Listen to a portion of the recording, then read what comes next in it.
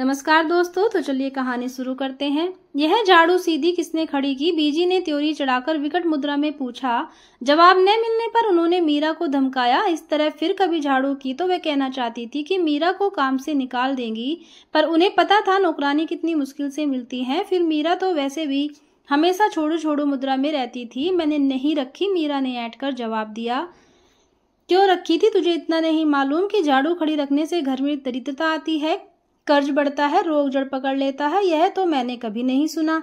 जाने कौन गांव की है तू? माँ के घर से कुछ भी तो सीख कर नहीं आई। काके का काम वैसे ही ढीला चल रहा है, तू और झाड़ू खड़ी रख दे, यही सीख है तेरी। मेरा ख्याल है झाड़ू गुड़सल खाने के बीचों बीच भीगती हुई पसरी हुई छोड़ देने से दरिद्रता आ जाती है, तौलिया गल जाता है, रस्सी ढीली पड़ जाती है और गंदी भी कितनी लगती है। आज तो मैंने माफ कर दिया, फिर भी कभी झाड़ू खड़ी न मिले, समझी? इस बात में कोई तुक नहीं है। बीजी, झाड़ू कैसे भी रखी जा सकती है। बीजी झुंझला गई। कैसी जाहिल और जिद्दी लड़की ले आया है काका। लाख बार कहा था इस कुदेसिन से व्याह मत कर, पर नहीं, इसके सिर पर तो भूत सवार था। शिखा को हंसी आ गई। बीजी अपने को बहुत सही और समझदार मानती हैं, जबकि अक्सर उनकी बातों में कोई तर्क नहीं होता। उसे हंसते देखकर बीजी का खून खोल गया।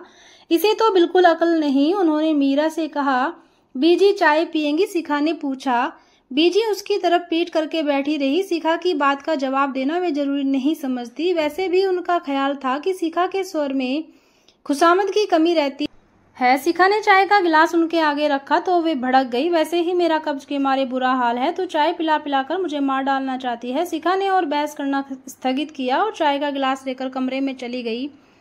शिखा का सोहर कपिल अपने घर वालों से इन अर्थों से भिन्न था कि आमतौर पर उसका सोचने का एक मौलिक तरीका था। शादी के ख्याल से जब उसने अपने आसपास देखा तो कॉलेज में उसे अपने से 2 साल जूनियर बीएससी में पढ़ती शिखा अच्छी लगी। सबसे पहले बात यह थी कि वह उन सब औरतों से एकदम अलग थी जो उसने परिवार और अपने परिवेश में देखी थी।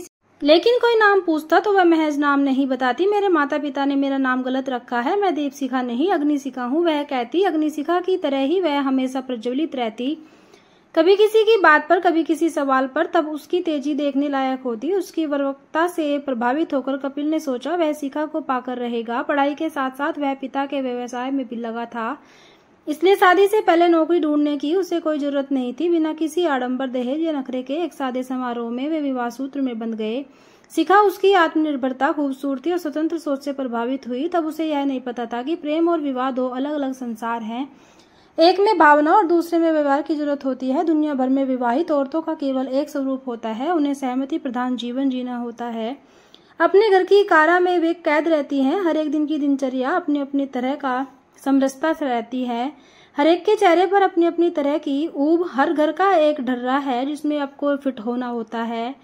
कुछ औरतें इस ऊब पर श्रृंगार का मुलम्मा चढ़ा लेती हैं, पर उनके श्रृंगार में भी एक रास्ता होती है। शिखा अंदाज लगाती, सामने वाले घर की नेता ने आज कौन सी साड़ी पहनी होगी, और प्राय उसका अंदाजा ठीक निकलता है ही। यही हाल लिपस्टिक के रंग और बालों के स्टाइल का था। दुख की बात यह थी कि अधिकांश औरतों को इस ऊब और कैद की कोई चेतना नहीं थी। वे रोज सुबह 9:30 बजे सासों, नौकरानियों, बच्चों, माली और कुत्तों के साथ घरों में छोड़ दी जाती। अपना दिन तमाम करने के लिए वही लंच पर पति का इंतजार, टीवी पर बेमतलब कार्यक्रमों का देखना और घर भर के नाश्ते खाने, नखरे की नोक पलक संवारना, चिकनी महिला पत्रकारों के पन्ने पलटना, दोपहर को सोना, सजे हुए घर को कुछ और सजाना, सास की जी हुजूरी करना और अंत में रात को एक जड़ नींद भी लुढ़क जाना। कपिल के घर आते ही बीजी ने उसके सामने शिकायत दर्ज की, तेरी बीवी तो अपने को बड़ी चतुर समझती है, अपने आगे किसी की चलने नहीं देती, खड़ी खड़ी जवाब देती है। कपिल को गुस्सा आया। शिखा को एक अच्छी पत्नी की तरह चुप रहना चाहिए, खासतौर पर माँ के आगे। इसने घर को कलेश का डेब्यूटिंग मंच समझ रखा है और माँ के प्रतिपक्ष का वक्ता। उसने कहा, मैं उसे समझा दूंगा, आगे से बहस नहीं करेगी। उल्टी खोपड़ी की है, बिल्कुल बहस समझ ही नहीं सकती। माँ ने मुंह पिचकाया। रात उसने कमरे में शिखा से कहा, तुम माँ से क्यों उलझती रहती हो दिन भर? इस बात का विलोम भी उतना ही सच है। हम विलोम अनुलोम में बात नहीं कर रहे, एक संबंध है जिसकी इज्जत तुम्हें करनी होगी। गलत बातों की भी। माँ की कोई बात गलत नहीं होती, कोई भी इंसान परफेक्ट नहीं हो सकता। कपिल तैस में आ गया। तुमने माँ को इनपरफेक्ट कहा, तुम्हें शर्म आनी चाहिए। तुम हमेशा ज्यादा बोल जाती हो और गलत भी। तुम मेरी आवाज बंद करना चाहते हो। मैं एक शांत और सुरुचिपूर्ण जीवन जीना चाहता हूँ। शिखा अंदर तक जल गई इस उत्तर से, क्योंकि यह उत्तर हजार नए प्रश्नों को जन्म दे रहा था। उसने प्रश्नों को होठों के क्लिप से दबाया और सोचा अब वह बिल्कुल नहीं बोलेगी, यहाँ तक कि ये सब उसकी आवाज की तरफ जाएंगे। लेकिन यह निश्चित उससे निभ न पाता। बहुत जल्द कोई न कोई ऐसा प्रसंग उपस्थित हो जाता कि ज्वालामुखी की तरह फट पड़ती और एक बार फिर बदतमीजी और बदजुबान कहला जाती।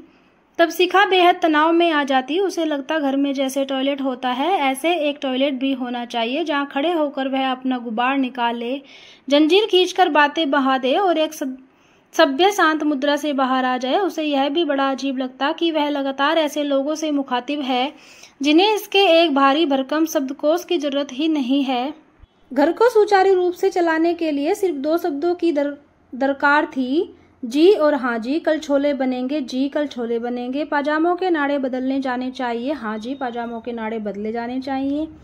उसने अपनी जैसी कई स्त्रियों से बात करके देखा, सब में अपने घर बार के लिए बेहद संतोष और गर्व था। हमारे तो ये ऐसे हैं, हमारे तो ये वैसे हैं, जैसे कोई नहीं हो सकता। हमारे बच्चे तो बिल्कुल लवकुश की जोड़ी हैं। हमारा बेटा तो पढ़ने में इतना तेज है कि पूछो ही मत। शिखा को लगता उसी में शायद कोई कमी है जो वह इस तरह संतोष में लबालब भरकर मेरा परिवार महान है राग नहीं अलाप सकती। रात को बिस्तर में पड़े पड़े वह देर तक सोती नहीं, सोचती रहती उसकी नियति क्या है। न जाने कब कैसे एक फुल टाइम गृहिणी बनती गई, जबकि उसने जिंदगी की बिल्कुल अलग तस्वीर देखी थी। कितना अजीब होता है कि 2 लोग बिल्कुल अनोखे अकेले अंदाज में इसलिए नजदीक आए कि वे एक दूसरे की मौलिकता की कद्र करते हों, महज इसलिए टकराए क्योंकि वह इन्हें मौलिकता बर्दाश्त नहीं। दरअसल वे दोनों अपने अपने खलनायक के हाथों मार खा रहे थे। यह खलनायक था रूटीन, जो जीवन की खूबसूरती को दीमक की तरह चाट रहा था। कपिल चाहता था कि शिखा एक अनुकूल पत्नी की तरह रूटीन का बड़ा हिस्सा अपने ऊपर ओढ़ ले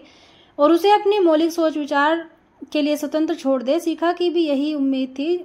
उनकी जिंदगी का रूटीन था ढर्रा, उनसे कहीं ज्यादा शक्तिशाली था।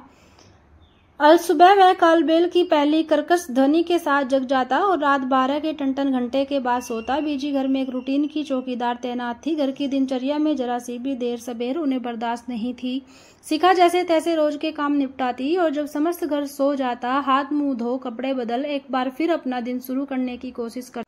उसे सोने में काफी देर हो जाती और अगली सुबह उठने में भी उसके सभी आगामी काम छोड़ पिछड़ जाते। बीजी का हिदायतनामा शुरू हो जाता। यह आधी आधी रात तक बत्ती जलाकर क्या करती है तू, ऐसे कहीं घर चलता है। ससुर 194 में सीखा हुआ मुहावरा टिका देते, early to bed early to rise वगैरह वगैरह। हिदायतें सही होती पर शिखा को बुरी लगती। वह बेमन से झाड़ू पोंछे का रोजनामा हाथ में उठा लेती, जबकि उसका दिमाग किताब कागज और कलम की मांग करता रहता।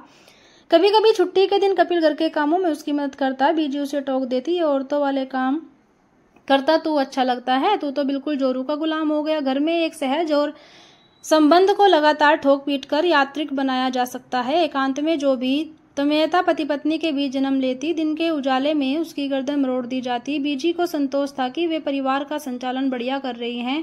वे बेटे से कहती, तू फिक्र मत कर, थोड़े दिनों में मैं इसे एन पटरी पर ले आऊंगी। पटरी पर शिखा तब भी नहीं आई। अब 2 बच्ची की माँ हो गई। बस इतना भर हुआ कि उसने अपने सभी सवालों का रुख अन्य लोगों को हटाकर कपिल और बच्चों की तरफ कर लिया। बच्चे अभी कई सवालों के जवाब देने लायक समझदार नहीं हुए थे, बल्कि लाड़ प्यार में दोनों के अंदर एक तरकातीन तुनक मिजाजी आ बैठी थी। स्कूल से आकर वे दिन भर वीडियो देखते, गाने सुनते, आपस में मारपीट करते और जैसे तैसे अपना होमवर्क पार लगाकर सो जाते। कपिल अपने व्यवसाय से बचा हुआ समय अखबारों, पत्रिकाओं और दोस्तों में बिताता। अकेली शिखा घर के कारा में कैद घटनाहीन रहती। वह जीवन के पिछले 10 सालों और अगले 20 सालों पर नजर डालती और घबरा जाती। क्या उसे वापस अग्नि शिखा की बजाय दीप शिखा बनकर ही रहना होगा? मंदबुद्धि और मधुर मधुर जलन होगा। वह क्या करे अगर इसके अंदर तेल की जगह लावा भरा पड़ा है? उसे रोज लगता कि उन्हें अपना जीवन नए सिरे से शुरू करना चाहिए। इस उद्देश्य से उसने कपिल से कहा, क्यों नहीं हम 2-4 दिन को कहीं घूमने चले? कहाँ? कहीं भी, जैसे जयपुर या आगरा। वहाँ हमें कौन जानता है, फिजूल में एक नई जगह जाकर फंसना। वहाँ देखने को बहुत कुछ है। हम घूमेंगे कुछ नहीं और नायाब चीजें खरीदेंगे, देखना एकदम फ्रेश हो जाएंगे। ऐसी सब चीजें यहाँ भी मिलती हैं। सारी दुनिया का दर्शन जब टीवी पर हो जाता है तो वहाँ जाने में क्या तुक है? तुक के सहारे दिन कब तक बिताएंगे? बच्चों ने इस बात का मजाक बना लिया। कल को तुम कहोगी अंडमान चलो घूमने। इसका मतलब अब हम कहीं नहीं जाएंगे, यहीं पड़े पड़े एक दिन दरख्स्त बन जाएंगे। तुम अपने दिमाग का इलाज कराओ, मुझे लगता है तुम्हारे हार्मोन्स बदल रहे हैं। मुझे लगता है तुम्हारे भी हार्मोन्स बदल रहे हैं। तुम्हारे अंदर बराबरी का बोलना एक रोग बनता जा रहा है। इन उल जुलूल बातों में क्या रखा है? शिखा याद करती वे प्यार के दिन जब उसकी कोई बात बेतुकी नहीं थी। एक इंसान को प्रेमी की तरह जानना और पति की तरह पाना कितना अलग था। जिसे उसने निराला समझा वही कितना औसत निकला। वह नहीं चाहता जीवन के ढर्रे में कोई नयापन या प्रयोग, उसे एक परंपरा चाहिए जी हजूरी की। उसे एक गंधारी चाहिए जो जानबूझकर न सिर्फ अंधी हो बल्कि गूंगी और बैरी भी। बच्चों ने बात दादी तक पहुंचा दी। बीजी एकदम भड़क गई। अपना काम धंधा छोड़कर काका जयपुर जाएगा, क्यों बीवी को सैर कराने? एक हफ्ते कभी घर से बाहर पैर नहीं रखा। और अब जो आप तीर्थ के बहाने घूमने जाती है वह शिखा से नहीं रहा गया। तीर्थ को तो घूमना कहती है। इतने खराब जुबान पाई है तूने, कैसे गुजारा होगा तेरा गृहस्थी का? काश गोदरेज कंपनी का कोई ताला होता मुंह पर लगाने वाला, तो ये लोग उसे मेरे मुंह पर जड़कर चाबी सेफ में डाल देते। शिखा ने सोचा, यह ऐसे कब तक चलेगा जीवन? बच्चे शहजादों की तरह बर्ताव करते। नाश्ता करने के बाद झूठी प्लेट कमरे में पड़ी रहती। मेज पर शिखा चिल्लाती, यहाँ कोई रूम सर्विस नहीं चल रही है, जाओ अपने झूठे बर्तन रसोई में रख कर आओ। नहीं रखेंगे। क्या कर लोगी बड़ा बेटा? हिमाकत से कहता। न चाहते हुए भी शिखा मार बैठी उसे। एक दिन बेटे ने पलटकर उसे मार दिया, हल्के हाथ से नहीं, भरपूर घुसा मुंह पर, होठ के अंदर। एक तरफ का मांस बिल्कुल चितड़ा हो गया। शिखा सुन्न रह गई। न केवल उसके शब्द बंद हो गए, जबड़ा भी जाम हो गया। बर्तन बेटे ने फिर भी नहीं उठाए। वे दोपहर तक कमरे में पड़े रहे। घर भर में किसी ने बेटे को गलत नहीं कहा। बीजी एक दर्शक की तरह वारदात देखती रही। उन्होंने कहा, हमेशा गलत बात बोलती हो, इसी से दूसरे का खून खोलता है। शुरू से तेजी तूने ट्रेनिंग दी, वैसा वह बन गया। ये तो बचपन से सिखाने वाली बातें हैं। फिर तू बर्तन उठा देती तो क्या घिस जाता? बदतमीज कहीं की, बड़ों से बात करने की अकल नहीं है, बीजी ने कहा। ससुर ने सारी घटना सुनकर फिर 194 का एक मुहावरा टिका दिया। कपिल ने कहा, पहले सिर्फ मुझे सताती थी, अब बच्चों का भी शिकार कर रही हो। शिकार तो मैं हूँ, तुम सब शिकारी हो, शिखा कहना चाहती थी, पर जबड़ा एकदम जाम था। होठ अब तक सूज गया था। शिखा ने पाया, परिवार में परिवार की शर्तों पर रहते रहते न सिर्फ वह अपनी शकल खो बैठी है, वरना अभिव्यक्ति भी उसे लगा वह ठूंस ले अपने मुंह में कपड़ा या डाले इसे लोहे के तार से, इससे शरीर से कहीं कहीं आवाज न निकले। बस उसके हाथ पांव परिवार के काम आते रहे, न निकले इस वक्त मुंह से बोल, लेकिन सब उसके अंदर खलबलाते रहेंगे। घर के लोग इससे समस्त रंग बंद कर दे, फिर भी ये खोलते और खदकते। जब मृत्यु के बाद उसकी चीर फाड़ होगी तो ये शब्द निकल भागेंगे शरीर से और जीती जागती इबारत बन जाएगी। इसके फेफड़ों से, गले की नली से, अतड़ियों से चिपके हुए ये शब्द बाहर आकर तीखे नुकेले कटीले जहरीले असहमति के अग्रलेख बनकर छा जाएंगे घर पर। अगर वह इन्हें लिख दे तो एक बहुत तेज एसिड का आविष्कार हो जाए। फिलहाल उसका मुंह सूजा हुआ है, पर मुंह बंद रखना चुप रहने की शर्त नहीं है। ये शब्द उसकी लड़ाई लड़ते